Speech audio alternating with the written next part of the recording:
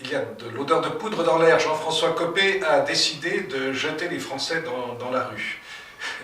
Alors, aussitôt on proteste, le gouvernement dit qu'il s'agit là d'une pression scandaleuse, en oubliant que le Parti socialiste, quand il était dans l'opposition, n'hésitait pas à se mettre dans les cortèges de protestation des Français. Et donc, comme le dit très bien, le chroniqueur du Figaro, eh bien, il faut qu'il y ait une constitution à double sens. Il est interdit aux gens de droite de manifester dans la rue et il est permis aux gens de gauche de manifester. La manifestation de sa liberté de pensée, de sa liberté d'opinion n'est tolérable que dans un sens, d'après ces messieurs de gauche, qui montrent leur caractère profondément idéologique. Mais il faut aller faire une réflexion politique plus profonde sur ce sujet-là. La préoccupation essentielle de Jean-François Copé, comme de François Fillon, qui ne sera peut-être pas d'accord sur l'idée de manifestation, encore que, si jamais elle lui profite, il n'hésitera pas, c'est cette idée qu'à partir du moment où un gouvernement est au pouvoir, le devoir de l'opposition, c'est de s'opposer, et on en est là, c'est de s'opposer et d'aller jusqu'à faire comme le picador avec le taureau, c'est-à-dire passer son temps à l'esquinter. Et c'est vrai que le Parti socialiste au pouvoir mérite d'être esquinté, mérite d'être piqué, mérite d'être irrité, mérite tout ce que l'on veut et même d'être mis à mort. Mais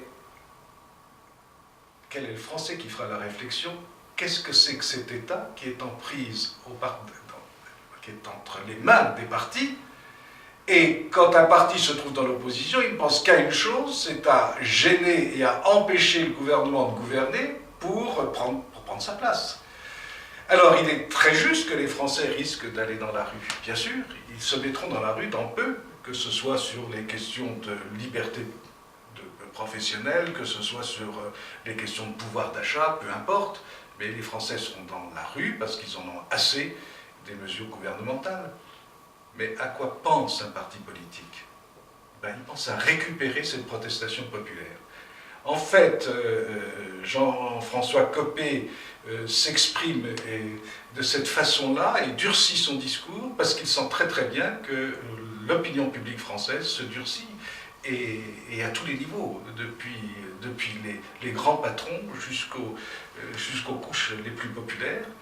Et le problème, c'est cela. C'est que cette réaction, une fois de plus, comme celle de 1984, comme celle de 1968, comme celle de 1958, sera récupérée au profit d'un appareil politique qui en profitera pour prendre le pouvoir.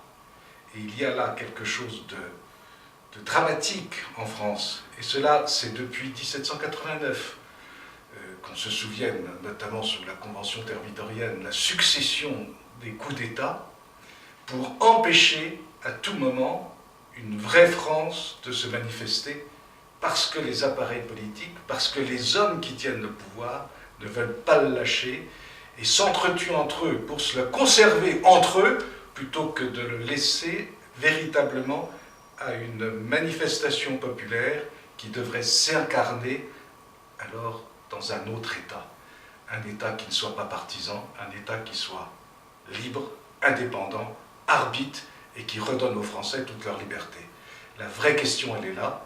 Oui à la manifestation de rue, mais si c'est pour être encore une fois de plus joué comme on a été joué depuis 200 ans, cela suffit.